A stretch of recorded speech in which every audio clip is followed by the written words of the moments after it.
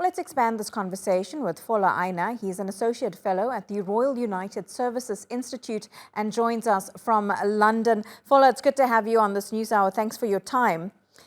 Thank you. Gabon is a country where there is high unemployment. There is an unequal distribution of wealth. These latest elections have been heavily criticized.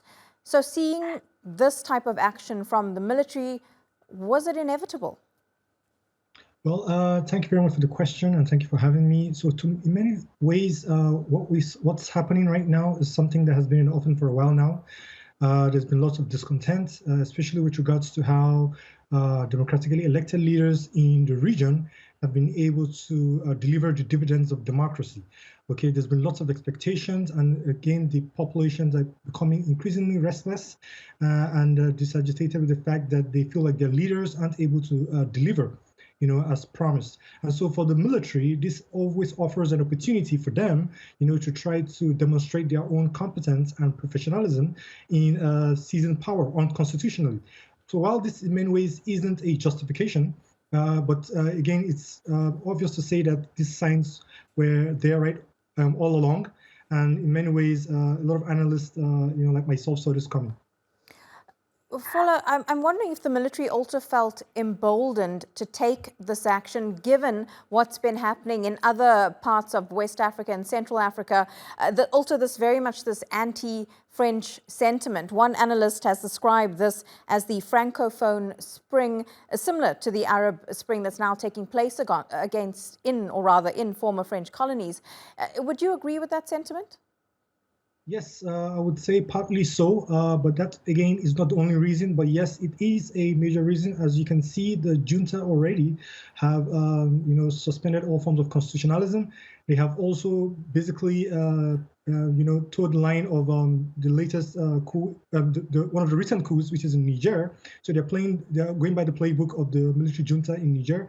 They've suspended the constitution. They've put the president under house arrest. They've declared the borders closed, and also they've declared treason on one of President Ali Bongo's sons.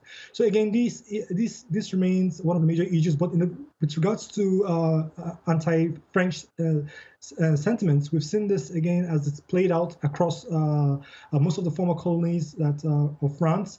There seems to be an increasing comfort with the role and influence, that France continues to have and maintain with some of its former colonies. So in many ways, this is some form of struggle. You can call it a new form of struggle towards an independence from neocolonialism from the French in many ways.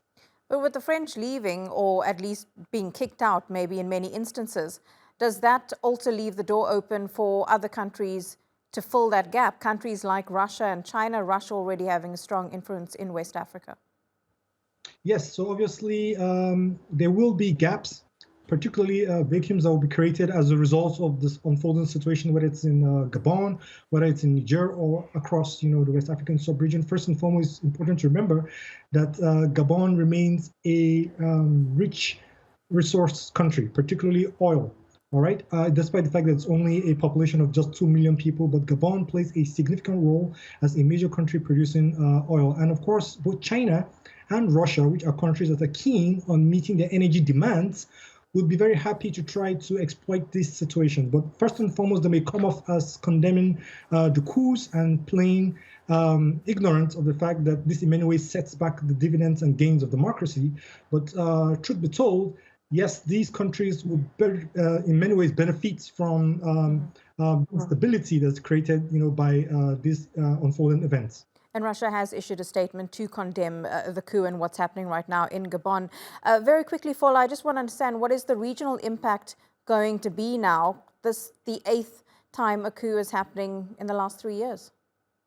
Yes, so the regional impact will be quite enormous. First and foremost is the fact that it's going to embolden other states, where we've seen similar signs, okay, and then the militaries in these countries could try to stage a similar, coup on one hand. Secondly, there will be dissident groups who have felt for a long time the need to come out to the front and express their grievances towards French influence and also displeasure at the lack of credible governance by their constitutionally elected, democratically elected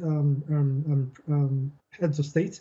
So we may see more protests across the region. And thirdly, in many ways, this sets back efforts at trying to negotiate in some ways or mediate a peace deal with the junta in Niger. Okay, because in many ways this only emboldens them, to feel like, okay, well, that means whatever it is we're doing, whatever our cause is, in some ways is justified.